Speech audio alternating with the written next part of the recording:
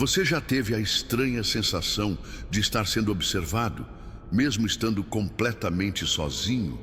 Já sentiu um arrepio subir pela espinha ao atravessar um corredor escuro, como se algo invisível estivesse à espreita? No vídeo de hoje, você vai conhecer um relato perturbador que vai mexer com suas certezas sobre o que é real e o que talvez esteja além da nossa compreensão. Uma história real de uma família marcada por presenças silenciosas que assumiam o rosto mais familiar, o da própria mãe. Antes de começarmos, já deixa o seu like. Isso ajuda demais a espalhar esse conteúdo para mais pessoas que gostam de histórias de arrepiar. Comenta aqui embaixo. Você já viveu algo parecido? Já viu ou sentiu algo que ninguém mais viu? E presta muita atenção em cada detalhe do vídeo. Os pequenos sinais, os momentos de silêncio, os gestos da figura. Nada está ali por acaso. Entender essa história por completo exige atenção e pode mudar a forma como você enxerga a escuridão ao seu redor. Porque às vezes o que parece apenas um vulto pode estar te observando há mais tempo do que você imagina. Desde que me entendo por gente, tem algo estranho me acompanhando. É difícil explicar, mas mesmo antes de aprender a ler ou escrever, já sentia que o mundo ao meu redor tinha brechas, fendas por onde escapava algo que não devia estar ali. As minhas lembranças mais antigas não são de brinquedos ou brincadeiras de criança, mas de vultos que se moviam nos cantos escuros da casa. Tão rápido que, quando eu virava para olhar, já haviam sumido.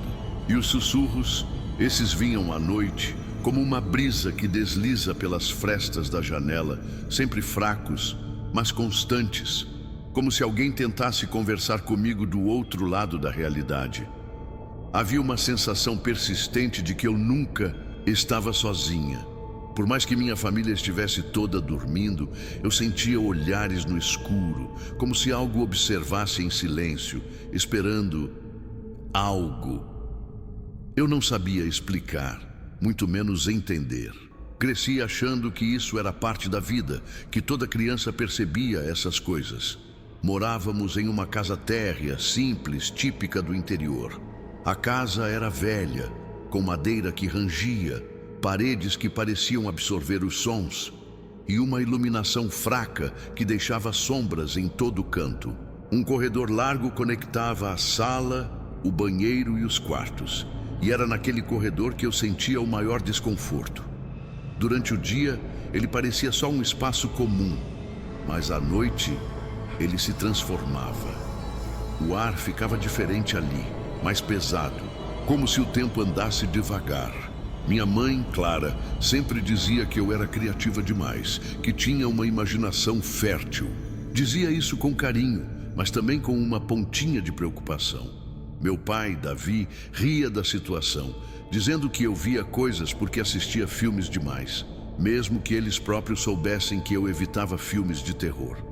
Meus irmãos nunca comentavam nada, riam das minhas histórias como se fossem invenções, mas tudo se intensificou por volta dos meus 6 ou 7 anos. Em uma madrugada comum, acordei com vontade de ir ao banheiro.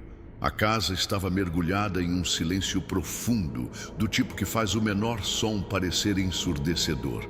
A porta do banheiro sempre rangia alto, como se reclamasse de ser usada, e era quase impossível alguém ir lá sem acordar pelo menos minha mãe.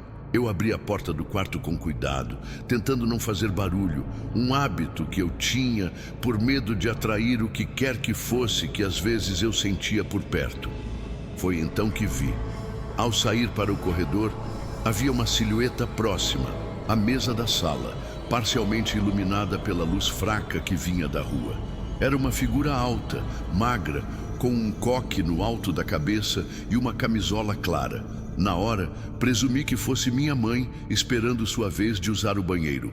Era o que fazia sentido, mas conforme dei um passo à frente, algo me parou. A postura da figura estava errada, como se o corpo não soubesse como ficar ereto.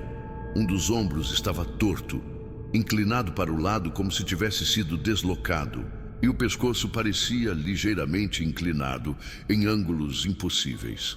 A atmosfera do corredor, antes apenas silenciosa, agora parecia sufocante. O ar parecia mais denso, como se algo estivesse drenando a energia do ambiente. Um arrepio gelado subiu pela minha nuca. Mesmo assim, chamei com a voz mais baixa que consegui: "Mãe!" A figura diante de mim não respondeu ao meu chamado. "Mãe!" Repeti num sussurro quase mudo. O som se perdeu no silêncio denso do corredor, como se tivesse sido absorvido pela própria escuridão. Por um breve momento, o tempo pareceu congelar. A figura continuava imóvel, sem piscar, sem respirar, sem fazer o menor movimento. E então deu um passo. Um único, arrastado, direto na minha direção. Foi o suficiente. Meu corpo reagiu antes mesmo de minha mente entender. Senti uma onda de pânico gelado me invadir. Meus pés giraram instintivamente sobre o piso frio e eu corri de volta ao quarto, como se algo invisível estivesse prestes a me agarrar pelos calcanhares. Fechei a porta com força e me joguei na cama, puxando o cobertor até a cabeça, como se aquilo pudesse me proteger do que estivesse lá fora. Meu coração batia tão forte que parecia ecoar pelo quarto inteiro. Me encolhi o máximo que consegui, rezando mentalmente para acordar daquele pesadelo, mesmo sabendo que não estava dormindo. A sensação que tomava conta de mim era mais do que medo. Era o tipo de pavor primitivo que vem de dentro, algo que não se aprende, mas que está enraizado no instinto de sobrevivência. Não dormi mais naquela noite. Fiquei imóvel, ouvindo cada estalo da casa, cada sopro do vento lá fora, cada possível passo no corredor. Mas não ouvi mais nada. Nem a figura voltou a aparecer.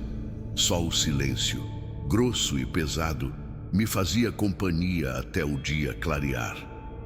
Quando minha mãe entrou no quarto pela manhã, encontrou meu rosto pálido e os olhos fundos de tanto não dormir. Perguntou se eu estava doente e eu hesitei antes de responder. Contei que tinha tido um sonho ruim, nada mais. Não mencionei a figura, não falei sobre o passo, não contei que por um instante achei que aquela coisa fosse atravessar a porta atrás de mim. Ela sorriu com ternura e disse que era só um pesadelo. "É normal, todo mundo tem", comentou enquanto ajeitava meu cobertor. E por um tempo tentei acreditar nisso. Tentei convencer a mim mesma de que tudo não passava de uma confusão da minha mente infantil, uma ilusão gerada pelo medo e pela escuridão. Mas aquela noite me marcou, porque mesmo tentando esquecer, eu lembrava.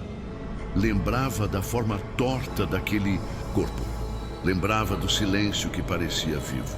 Lembrava da certeza absoluta de que aquilo não era humano. E o mais aterrador é que nas noites seguintes, mesmo que eu não visse nada, sentia. O corredor continuava ali. A escuridão também. E dentro dela, algo permanecia à espreita. Anos se passaram.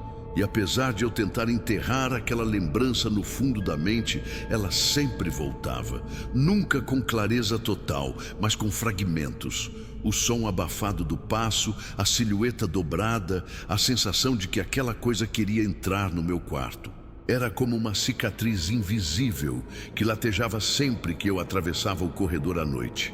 Aos 14 anos, em uma noite qualquer, eu e minha irmã mais velha, Larissa, estávamos sentadas na varanda, falando sobre a infância e lembranças antigas. A conversa era leve, nostálgica, até que o assunto desviou para os medos bobos que tínhamos quando crianças. Foi então que ela parou por um segundo, encarou a caneca de chá nas mãos e disse algo que me arrepiou. "Você lembra de ver coisas naquela casa?" Meu corpo congelou. Respirei fundo, tentando manter a calma, e perguntei o que exatamente ela queria dizer. E então, sem rodeios, ela contou. Disse que, por volta dos 12 anos, acordou de madrugada e foi até a cozinha pegar água. Quando passou pela sala, viu alguém em pé, imóvel, ao lado do sofá. Pela altura, o coque no alto da cabeça e o robe claro assumiu que era nossa mãe. Mas havia algo errado. A pele parecia mais pálida do que o normal, quase translúcida à luz fraca da rua. Os olhos, mesmo na escuridão, estavam abertos demais, fixos na televisão desligada, como se assistissem algo que não estava lá. Larissa contou que ficou parada, observando aquela figura por alguns segundos. E então, algo dentro dela, um instinto primal talvez, gritou: "Corre, Folha!" Ela recuou pé ante pé até o corredor. Quando piscou, a figura já não estava mais lá. "Eu nunca contei para ninguém", ela disse com a voz baixa, porque parecia loucura. Mas eu sabia que não era a mamãe, sabia que aquilo não devia estar ali. Aquela conversa me deu uma estranha sensação de alívio e desespero ao mesmo tempo. Alívio por saber que eu não estava sozinha. Desespero por perceber que aquilo era real, que outros também viram, também sentiram, e não parou por aí. Meses depois, numa brincadeira de contar histórias assustadoras, meus 2 irmãos mais novos, Felipe e Jonas, revelaram o que haviam visto. E o relato deles foi ainda mais perturbador. Eles disseram que por diversas vezes durante a infância viram uma figura feminina parada no batente da porta do quarto deles. Sempre à noite, sempre imóvel, sempre observando. A princípio pensavam que era nossa mãe checando se estavam dormindo. Mas, quando chamavam por ela, a figura não respondia, não se mexia. Apenas ficava ali como uma escultura viva no escuro. E então, depois de segundos ou minutos, ninguém sabe ao certo, ela se afastava. Mas o modo como se movia era o que mais os assustava. Ela não andava, ela deslizava, como se seus pés não tocassem o chão, como se estivesse flutuando, e quando sumia no corredor, o ar parecia esfriar. Nenhum som, nenhuma explicação, só a certeza de que algo com o rosto de nossa mãe rondava a casa. E então, de forma tão inexplicável quanto começou, aquilo parou. Não houve nenhum ritual de limpeza, nenhuma reza coletiva, nenhuma mudança drástica na casa. Ninguém se mudou, ninguém sequer comentou mais sobre o assunto. Simplesmente, de um dia para o outro, as aparições cessaram. As noites voltaram a ser silenciosas, ao menos no sentido comum do silêncio, porque o vazio que ficou era outro tipo de ruído, um tipo de eco sem som, uma ausência que parecia mais perturbadora do que a própria presença da coisa. Por um tempo, foi um alívio. Não sentir mais aqueles olhos invisíveis em minha nuca, não ver mais silhuetas imóveis nos batentes das portas ou perto da sala. Era como se uma pressão constante tivesse sido finalmente removida do ar da casa. Até os sons da noite voltaram ao normal.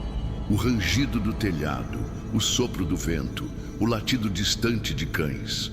Mas junto com o alívio veio algo que talvez seja pior que o medo. A dúvida. O que afinal era aquilo? Um delírio coletivo?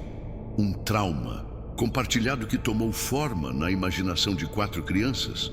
Uma sombra mal projetada por uma árvore do lado de fora? Ou algo real? Algo que vestia o rosto da nossa mãe para se aproximar? Algo que imitava gestos, roupas e até a postura, mas errava nos detalhes. Algo que nunca falou, mas que sempre nos viu. Sempre nos analisou, sempre esperou.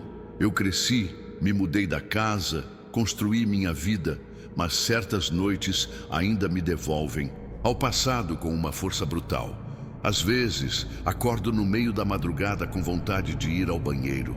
Levanto, olho para o corredor escuro à frente e paro. Algo dentro de mim hesita. A casa não é mais a mesma. O corredor é outro, mas o medo é familiar. O mais curioso é que mesmo depois de tantos anos, todos nós, eu, Larissa, Felipe e Jonas, lembramos claramente daquilo. Dos detalhes, dos rostos, dos olhares, e de como, por mais que tentássemos esquecer, havia sempre um fragmento daquela coisa guardado em algum canto do nosso inconsciente, como uma cicatriz que ninguém mais vê, mas que a gente sente pulsar quando a noite está especialmente silenciosa. E às vezes, quando cruzo um corredor vazio no escuro, sinto uma presença sutil, como se algo estivesse esperando ali. Não me assusta como antes, mas me observa. E se você já sentiu isso, talvez saiba do que estou falando. Algumas sombras não se dissipam, elas apenas aprendem a esperar melhor. Se você chegou até aqui, muito obrigado por acompanhar esse relato até o fim. A sua presença, o seu like e os seus comentários são o que mantém esse canal vivo e nos motivam a continuar trazendo histórias que arrepiam até a alma. Se esse vídeo te fez arrepiar, pensar duas vezes antes de cruzar um corredor escuro, então compartilhe com alguém que também ama uma boa história de terror. Pode ser aquele amigo que não acredita em nada, ou justamente o que sente tudo.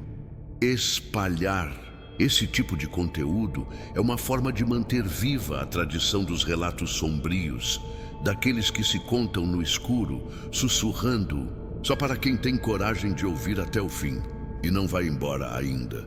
Clica no vídeo que está aparecendo agora na tela. Lá tem mais uma história arrepiante esperando por você. Quem sabe ao final você não descubra que algumas sombras não são tão solitárias quanto parecem. Até a próxima. E lembre-se, nem todo silêncio significa que você está sozinho.